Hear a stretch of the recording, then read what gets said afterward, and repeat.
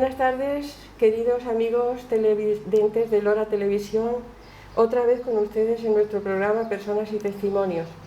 Hoy tenemos una entrevista con el predicador de la novena de Nuestra Señora de Setefilla 2020, que es don Alfredo Morilla Martínez.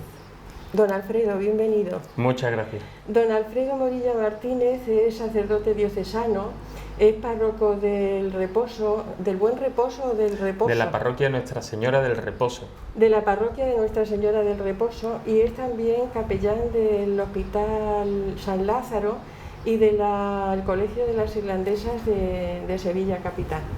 Bienvenido, Alfredo. Muchas gracias. Bien hallado.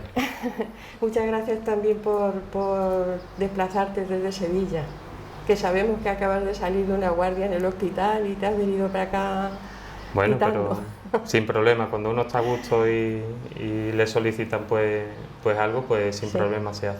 Pues nada, tenemos mucho interés en conocerte personalmente y que te conozcan también los loreños, amigos de Lora Televisión.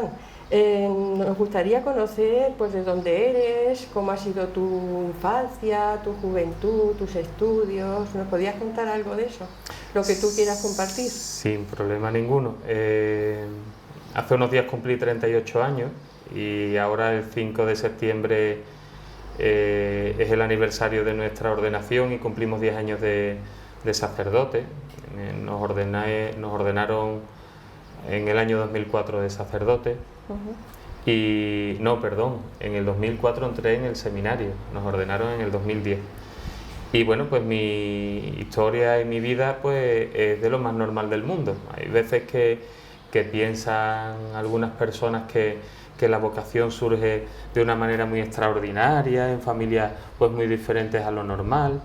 Y mi vida, mi historia, mi familia, mi vocación, todo forma parte de la normalidad de cualquier familia. Yo nací y me he criado en Sevilla, en el Cerro del Águila. De allí es mi madre nació allí en un corral de vecinos. Mi padre es de Morón de la Frontera. Y bueno, pues yo me crié en una familia numerosa de 7 hermanos, yo soy el penúltimo. Y mi infancia fue una infancia de lo más normal del mundo. Fui mal estudiante, fui muy travieso, me gustaba y me sigue gustando mucho la calle, los amigos y bueno, pues todo dentro de la normalidad de la vida de un chaval de mi edad. Una juventud y una infancia que es muy distinta a la infancia que vemos ahora en la realidad con nuestros niños. El otro día, hablando con un amigo, decíamos, es que nosotros estábamos todo el día en la calle hasta que nuestra madre se asomaba al balcón y nos llamaba y ya teníamos que irnos a casa a ducharnos y a cenar o a hacer los deberes. Hoy en día las madres les chillan a los niños para que salgan a la calle, con las maquinitas y eso es otro tiempo distinto. Completamente Pero distinto. Los niños en aquella época eran muy felices. Yo también soy hija de una familia numerosa, de 9 hermanos. Y vamos, cuando has dicho lo de jugar en la calle, me acuerdo de aquellos tiempos y efectivamente es que era así. Y eran los niños muy felices. Yo considero que mi infancia y mi vida en general pues ha sido y es muy feliz, sí. Qué bien, qué alegría. Bueno, la vocación sacerdotal, ¿qué es para ti? ¿Nos podrías explicar un poquito qué es la vocación sacerdotal para ti? Y en concreto, ¿tú cómo has descubierto esa vocación? ¿Cómo has aterrizado en ella? El ser cura no es una profesión.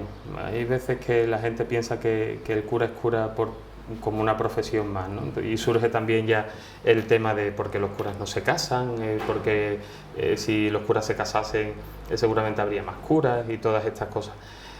Ser cura y la vocación al sacerdocio o a la vida religiosa es algo mucho más profundo porque es algo que engloba la vida entera. Yo no soy cura unas horitas al día, yo no soy cura cuando voy a la parroquia y cuando salgo de la parroquia dejo de ser cura, o cuando estoy en el hospital soy capellán o en el colegio, y cuando salgo del cole o del hospital dejo mi trabajo y ya soy una persona normal sin ser cura. No, el sacerdocio y la vida religiosa es algo que va contigo desde el momento en el que dices sí hasta el momento de tu muerte. El cura no se jubila, la religiosa no se jubila, el misionero no se jubila. Entonces la vida religiosa y la vocación se puede comparar con un enamoramiento. No es pensar qué quiero ser de mayor o qué voy a hacer en el futuro o cómo puedo tener yo una estabilidad en la vida. Es una cosa que no decide uno, incluso, es una cosa que viene de fuera. Es un dar respuesta a esa situación que te está tocando el corazón, que te está llamando, que no se puede obviar, que tú puedes ir diciendo no me interesa o tengo otras opciones, pero que al final uno termina aceptando. La vocación es algo muy parecido a lo que se siente cuando uno se enamora. Qué bien. ¿Cuándo sentiste tú esa vocación en la vida? Pues no hay un momento concreto, ¿eh? No hay un antes y un después, o no hay un hito que marque mi vida que diga, pues ahora, ese día, en ese lugar, en estas circunstancias, no. Yo tomé la opción o decidí ir al seminario a preguntar cómo iba aquello. Yo iba un poco como un ciego, ¿no? Por decantación. Yo veía que iba tomando opciones en la vida que no me hacían plenamente feliz, y siempre que pensaba en el sacerdocio, esa idea sí me hacía plenamente feliz. Volvemos a lo del enamoramiento. Sí. Cuando tú estás con muchas personas pero tienes a una metida en la cabeza, esa persona es la que a ti te hace plenamente feliz. Cuando uno se enamora, que muchas veces se ciega, los primeros meses de un enamorado, el enamorado se atonta incluso, ¿eh? Y está deseando de que su novia le llame, está deseando que esa persona le vea, está deseando que todo termine para estar con esa persona, todo el tiempo le parece poco, todo le parece poco. Pues el decir que sí a la vocación es un poco así, ¿no? Es el todo me hace feliz, pero yo pienso en eso y a mí eso me hace mucho más feliz todavía. El poder servir a los demás desde una parroquia, el ser cura, el decirle que sí al Señor, todo eso es muy bonito. Y eso ocurre, entre otras muchas cosas, cuando uno conoce a curas y termina diciendo, pues a mí me gustaría parecerme a este. Por el testimonio. El testimonio de otros curas. Es fundamental. Eso es lo que más mueve a la vocación. Yo pienso que la mayoría de los que somos curas lo somos y tenemos en la cabeza referente de otros curas que conocimos y que al final nos terminaron empujando con su testimonio y con su ejemplo a hacerlo también nosotros. Qué bien. Pues me imagino que habrá algo que debe ser lo más importante para un sacerdote. ¿Qué es lo más importante? Bueno, lo más importante es el cariño y la relación íntima y estrecha con Jesús, indiscutiblemente. Cristo no es una idea, Cristo no es un concepto, Jesús es una persona que vivió pero que sigue viviendo. Entonces cuando uno le dice que sí al Señor, porque al igual que Jesús iba llamando a la orilla del lago a sus discípulos, hoy en día también sigue llamando a todos a una vida pues más comprometida, incluso algunos a la vida religiosa, al sacerdocio. Sí. Lo más importante es esa intimidad con el Señor, a través de la oración y a través de los hermanos. Si al cura le falla la oración o al cura le falla la empatía, si el cura no es feliz rodeado de gente, sirviendo a los demás en el pueblo donde le toque, pues al final ahí hay algo que está fallando. Está Ahora en nuestra realidad social parece que hay pocas vocaciones entre los jóvenes de nuestra actualidad. ¿Tú cómo animarías a los jóvenes a que descubrieran si efectivamente están llamados al sacerdocio? Muchas veces yo pienso que tenemos el error de pedir muchos sacerdotes, ¿no? Danos muchos sacerdotes, Señor. Yo creo que debemos pedir santos sacerdotes. Es más importante la calidad que la cantidad. ¿Para qué queremos mucho si después a lo mejor hay algunos que no sirven en condiciones, que no dan testimonio, que no son felices? Desgraciadamente hay curas que por circunstancias se ven que no son felices, que no son plenamente felices, que tratan mal a los demás, que eso es un antitestimonio no cristiano sino incluso humano. El cura malaje, el cura que riñe, el cura que nunca sonríe, el cura que siempre está señalando a los demás, pues ese cura se está alejando mucho de eso que le prometió al Señor cuando entró en el seminario, cuando se ordenó. Del modelo de Jesús. Exactamente, al final tenemos que ser modelos y tenemos que ser otros Cristos en medio del mundo. ¿Qué le diría yo al que ahora mismo se está planteando la vocación? Pues que se lo tome con mucha tranquilidad. Yo a lo mejor desmonto mitos, pero sí, mi vocación y mi vida ha sido de lo más normal del mundo y todo hay que tomárselo con tranquilidad. Es un proceso. Sí. De descubrimiento. Hay que pararse, hay que pensarlo, hay que rezarlo y hay que pedir ayuda y consejo. En el seminario está la pastoral vocacional, que es el grupo humano que ayuda a los hombres que tienen inquietud pues a descubrir si tienen vocación o si no tienen vocación, porque esto es una cosa del Señor, pero a lo mejor yo digo que tengo vocación y en el seminario ven que no es verdad y que no voy a ser feliz y te invitan, te lo dicen abiertamente, te invitan a tomar otros caminos en tu vida. O a lo mejor hay personas que piensan que un chaval tiene vocación, o hay familias que tienen mucho interés o mucha ilusión porque su hijo termine siendo cura o lo que sea, y ese hombre o ese chaval no tiene vocación y también se ve un poquito empujado y se tiene que sentir libre para decir no, yo no. Yo creo que hay que probar. Yo creo que hay que probar. Muchas veces por miedo no se dan pasos, y en la vida sí hay que dar pasos. ¿Que no funciona esto? Pues te vas con la satisfacción de que has probado y con la tranquilidad de saber que ese no es tu camino. Pero si tienes la inquietud, pruébalo. Explora el... Claro. Qué bien. Bueno, tú estás también ejerciendo pastoral de la salud de capellán en un hospital, en concreto en el Hospital San Lázaro, ¿verdad?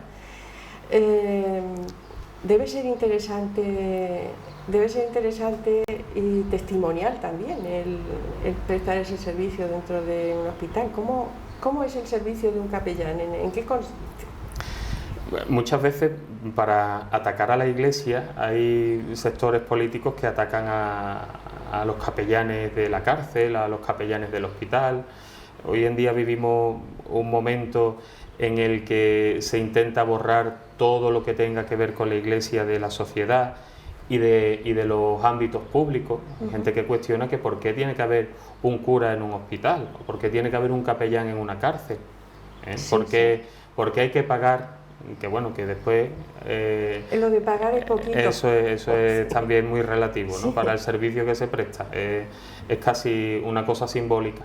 Pero que por qué tiene que haber esa actividad religiosa en un hospital. Yo no me lo planteaba, yo siempre he aceptado y me ha parecido importante la realidad de los capellanes en los ámbitos públicos, pero desde que soy capellán del hospital, hace 6 años que empecé, cuando me mandaron a Sevilla, he visto que es casi una necesidad. Lo que el capellán aporta al hospital es mucho más que dar extremas unciones, como se dice, ¿no? Dar unciones de enfermo o llevar la comunión al paciente que lo requiere, que también los capellanes estamos para una labor espiritual. Nosotros estamos para acompañar al enfermo en el sufrimiento, para acompañar a las familias también en ese proceso, no solo de enfermedad, sino también de muerte, para acompañar los duelos. Después el capellán está para otras muchas cosas, está para cosas sociales. Ahora en estos meses de confinamiento en San Lázaro tuvimos a un paciente que tenía un hermano, se cuidaban mutuamente, el paciente, que era ya un hombre mayor, no podía cuidar a su hermano, el hermano necesitaba ropa porque no se movía de la habitación del hospital. ¿A quién llaman para que ese hermano de ese paciente tenga ropa? Pues al cura. Claro. Está todo cerrado, no había ni tiendas abiertas para comprarle a ese hombre ropa interior. Pues el cura, en pleno confinamiento con todo cerrado, empieza a llamar a puertas y la parroquia, feligreses empiezan a darle ropa, y cuando esa ropa se ensucia es el cura el que se lleva la ropa a su casa y se la lava y se la lleva limpia. Hay 1000 historias detrás de la capellanía de un hospital. Es acompañar en el sufrimiento, ¿verdad? Es acompañar en el sufrimiento y en la vida, solo en el sufrimiento, no solo el factor espiritual, sino en el factor humano. acompañar en la soledad. Hay muchos pacientes que están solos. Hay gente que se muere sola, aunque nos parezca una cosa bueno, ahora durante dura. el COVID hemos visto un montón de cosas de estas. Pero ahora solo por el problema del COVID y de que la ley y la norma no permitía que hubiese familiares dentro. Pero en el día a día hay personas que llegan al final de su vida o a la ancianidad, a la muerte, y por lo que sea llegan solos y mueren solos. Entonces, los sanitarios, los enfermeros, los auxiliares, los médicos, los voluntarios y también el cura muchas veces acompañan a esas personas en esos momentos de soledad, personas que necesitan hablar, personas que necesitan desahogarse, personas que necesitan el cariño y el contacto físico, que aunque ahora no se permite, es también fundamental. Todo eso lo hace el ya cura. que lo mencionas, durante la pandemia, que todavía no hemos salido de ella, pero en fin, lo peor parece que está pasado. Durante la pandemia, ¿tú has vivido situaciones especiales en el hospital? ¿Habéis tenido mucha gente afectada por este tema?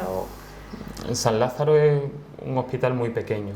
En San Lázaro hay cirugía ambulatoria, también hay medicina interna, hay cuidados paliativos, que es donde más trabaja el capellán, y también salud mental. Entonces, en cuidados paliativos, que es donde nosotros acompañamos la última etapa de la vida de las personas, la enfermedad y la muerte, sí he tenido experiencias muy duras, no por el virus, porque al ser un hospital pequeñito, en el momento en el que había algún atisbo de virus, automáticamente los pacientes lo trasladaban al Macarena, que sí estaba mucho más habilitado para controlar el tema del virus. Pero todos los que han muerto en estos meses, no por el virus, sino por cualquier otra situación, han muerto muy solos. Y si hemos experimentado el sufrimiento de esas personas que se han tenido que despedir de sus hijos, de sus nietos, a través de un teléfono, el sufrimiento de los hijos que no podían estar en el hospital y que sabían que a sus padres o a sus hermanos le quedaban momentos, instantes de vida y no podían estar allí presentes.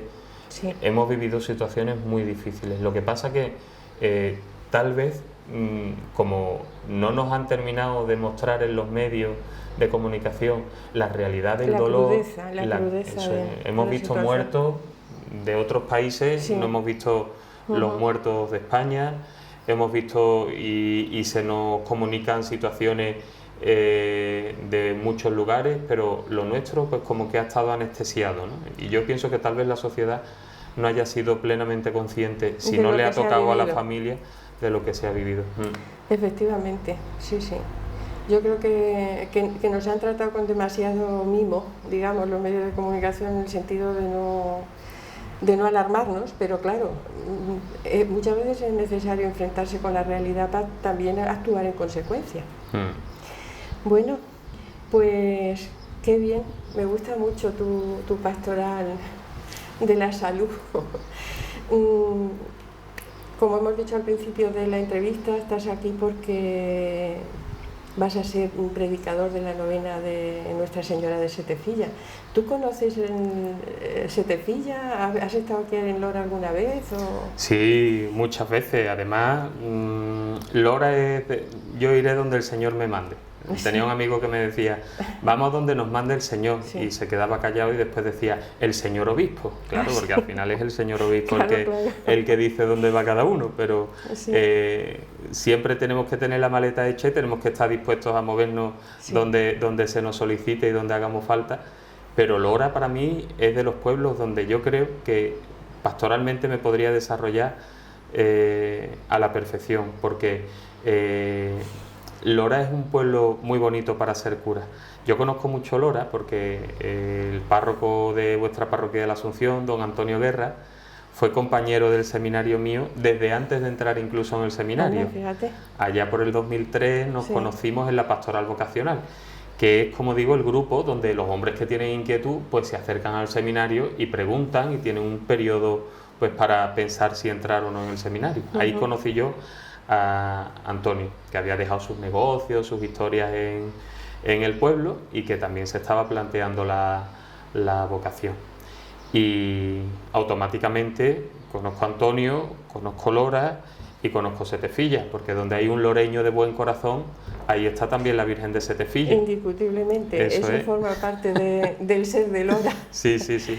Bueno, pues me gustaría conocer también, que hablásemos de María, nuestra Madre, la Madre del Señor y nuestra Madre, porque en definitiva ella es la protagonista de todo esto. A ti de María, ¿qué es lo que más te atrae de la persona de María?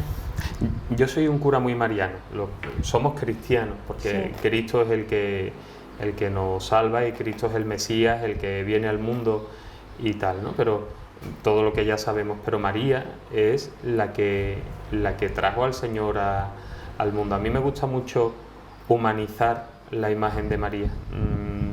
Cuando llega la Navidad, a mí me conmueve mucho un texto de Jean-Paul Sartre, que no era para nada cristiano ni católico, pero que hizo una obrita de teatro que se llama Barioná, el hijo del trueno, y que narra el nacimiento de Jesús, y a María la humaniza mucho, y entonces él habla de María, o se pone en el lugar de María, de la mujer que está amamantando a ese niño recién nacido, que acaba de nacer y que está sucio, y que a ella le conmueve ver cómo los ojitos de Jesús son los ojos de ella, como tiene la misma boquita, esas cosas que cuando nace un niño se dicen, ¿no? Sí. Se parece a la madre, se parece a no sé qué. Y a mí me gusta mucho humanizar, y para la oración me ayuda mucho, humanizar la figura de María. María como la mujer que vivía dentro de su normalidad, en la humildad en la que vivieron ellos, y cómo ella se tendría que conmover sabiendo que el hijo que tuvo en su vientre, el hijo que ella parió, el hijo que ella amamantó, el niño que iba creciendo, que se caía y cuando se hacía daño en la rodilla seguramente corriendo iría buscando el regazo de la madre. Pues a mí me ayuda mucho visualizar a María así, humanizarla mucho. María como la mujer que compartió las alegrías y los sufrimientos de la vida como lo compartimos nosotros. Y de su relación con Jesús, digamos del acompañamiento que hizo de la vida de Jesús, ¿qué destacarías? Claro, ella no tuvo nada, pero fue una mujer inmensamente rica. ¿Por qué? Pues porque tuvo a Cristo, tuvo la suerte de sentir a Jesús dentro de su vientre. Sí, sí. Fíjate qué curioso. Cada vez que comulgamos, nosotros experimentamos lo que experimentó María. Jesús no es un amigo que esté a nuestra vera, nos gusta tener a los amigos cerquita. Jesús es un amigo que no solo está a nuestra vera, sino que también entra dentro de nuestro cuerpo. Cada vez que nos acercamos en misa y comulgamos, Cristo entra dentro de nuestro cuerpo, toca nuestro corazón.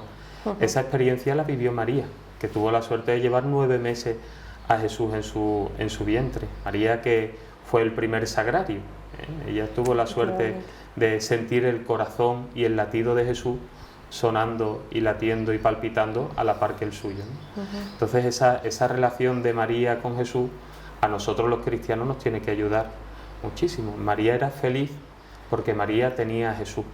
Nosotros los cristianos en medio de las dificultades tenemos que ser felices como María, porque nos vayan las cosas mejor o nos vayan las cosas peor, Jesús está siempre de nuestra parte. La novena es un buen momento para reflexionar sobre la persona de María, y tendremos el privilegio de tenerte aquí este año. A ver cómo nos apañamos un poco con los espacios y todo esto con motivo de la pandemia. Setefilla es como hemos dicho al principio, es un fenómeno muy importante dentro de Lora, por la devoción que se tiene a María, y es también un fenómeno casi sociológico, porque no se entiende Lora sin Setefilla ni Setefilla sin Lora, es un todo. ¿Tú crees que, como ahora desde el magisterio de la Iglesia se impulsa tanto la devoción popular y se quiere potenciar eso, ¿tú crees que esta vivencia de Lora en concreto tiene que ser una palanca para evangelizar y para proyectar un poquito, renovar un poquito la Iglesia dentro de nuestro...? Porque quizá en Lora tenemos también un defecto, que a lo mejor nos anclamos mucho en la tradición, Nos quedamos un poquito en la superficie de lo que es la evangelización a partir de la figura de María. ¿Cómo ves tú eso? Bueno, la religiosidad popular engloba el ámbito de cada cristiano, no solo las hermandades. Muchas veces pensamos que la religiosidad popular son las hermandades. La religiosidad popular es también el sentarte en una mesa con tu familia y bendecirla porque tengáis la costumbre. La religiosidad popular es el que vayas por la calle y vayas rezando el rosario. La religiosidad popular es el cariño y la devoción a las imágenes, las oraciones, las novenas, pues todo lo que engloba la vida cotidiana de la fe. Eso es fundamental en la vida del cristiano. Muchas veces cuando yo entro en las habitaciones del hospital por primera vez, a mí me dan todos los días una planilla, yo veo los pacientes, veo sus historiales y veo de dónde son. Entonces a mí me mueve mucho y me ayuda mucho las patronas de los pueblos. Sí. Si hay alguien de Carmona, pues le rezamos a la Virgen de Gracia. Si hay alguien de Peñaflor, pues le rezamos a la Virgen de Villadiego. Y si hay alguien de Lora, por supuesto le rezamos a la Virgen de Setefilla. Muchos tienen, cuando yo entro, veo como en los cabeceros de la cama tienen la estampita y sus devociones. La devoción y la religiosidad popular es fundamental. Y yo, que lo conozco mucho porque me he criado en las hermandades, soy muy cofrade, tengo muchos amigos y un ambiente muy cofrade, yo digo que yo no soy nadie para juzgar el grado de devoción y de compromiso de fe de otras personas. Sí. Yo tengo la tremenda suerte de poder levantarme todas las mañanas y dedicar mi día a servir a los demás, sirviendo al Señor. Eso es una suerte grandísima. Sí. No es un esfuerzo, no es un sacrificio. Yo no siento mi vida sacerdotal como una vida sacrificada, al contrario, yo soy tremendamente feliz porque tengo esa suerte. Hay otras personas que a lo mejor no han tenido ese encuentro todavía con el Señor, o que no han tenido una experiencia de vida que les cambie, o por miedo o por falta de lo que sea, o por pobreza humana, no terminan de dar ese paso, pero le tienen devoción a la Virgen de Setefilla o le tienen devoción a San Antonio o al Sagrado Corazón de Jesús. No somos nadie para juzgar. Con nuestro testimonio a esas personas debemos enseñarles que eso está muy bien, pero que pueden dar un pasito más. Muy bien. Pero sin juzgar. Yo siempre pongo el mismo ejemplo. El Señor iba llamando a los apóstoles, lo iban dejando todo y iban siguiendo al Señor. El Señor, cuando hacía milagros, la gente se acercaba a Él porque les convenía. Claro, yo estoy malo, pues me voy a acercar a este hombre a ver si este hombre a mí me cura y me soluciona mi problema. Había una mujer que tenía hemorragia desde hacía muchos años y que sabía que el que estaba pasando por allí delante era Jesús. Seguramente Jesús llevaría bulla a su alrededor. Y esa mujer tenía devoción o tenía mucha confianza en que ese era el Hijo de Dios, pero no se atrevía a acercarse a hablar o a pedirle, y se fue por detrás y le tocó el borde del manto. Le rozó el borde del manto, dice el Evangelio. Jesús se vuelve y dice: ¿quién me ha tocado? Y ella, muy asustada, dice: he sido yo. Y ella pensaba que Jesús le iba a reñir. Y Jesús le dice: pues anda, vete, que tu fe te ha salvado. Y esa mujer quedó sana. Hay apóstoles que tuvieron que dejarlo todo para seguir al Señor y demostrar así su fe y entregarse así a Jesús. Y después esa señora, solo con tocarle el borde del manto a Jesús, se quedó limpia, porque esa mujer, que aparentemente no era una mujer comprometida, era una mujer de mucha fe. La fe es una cosa muy íntima y muy personal. La fe es encuentro y es relación entre Jesús y los demás. Sí, es verdad que decía el Papa Benedicto una cosa que a mí me gusta mucho. Dice el Papa: ser cristiano es cuestión de tradición, de costumbre. Nosotros somos cristianos porque hemos nacido aquí. Si hubiésemos nacido 400 kilómetros al sur, pues seríamos musulmanes. ¿Por qué somos cristianos? Pues porque cuando éramos pequeños nos bautizaron, porque hemos nacido en una familia cristiana, porque nos han educado así. Pero dice el Papa: pero no seremos plenamente cristianos hasta que no tengamos un encuentro íntimo y personal con Cristo y nos enamoremos de Él Y eso no es una cosa solo para los curas, eso es una cosa para el que nos está escuchando, para el que nos está escuchando. Somos cristianos, venimos a misa el domingo, estamos comprometidos, más o menos, bueno, tenemos una vida de fe más o menos, pero hasta que no nos enamoremos de Cristo, no seremos plenamente cristianos. Y no es que Cristo no se cruce por tu camino, que el Señor se cruza todos los días por nuestro camino. Lo que pasa es que todavía nosotros no nos hemos parado para ver que el Señor se cruza y que el Señor todos los días nos tiende sus brazos. Muy bien, pues la verdad es que nos ha gustado mucho, nos ha resultado muy interesante todo lo que nos has dicho, y yo creo que a los telespectadores de Lora Televisión también. No nos queda otra que darte las gracias nuevamente por haber estado con nosotros, por haber compartido lo que tú eres, lo que haces, y por tu presencia aquí. Desearte también que la novena de Setefilla sea muy fructífera para todos y también para ti, y que sepas pues que aquí tienes también tu casa para lo que consideres. Muchas gracias. Yo hay muchos días que cuando necesito soledad o necesito un espacio para rezar o tengo la posibilidad, me subo al santuario porque es un sitio pues que tiene mucha paz. Allí se respira tranquilidad, sí. El sagrario, la Virgen.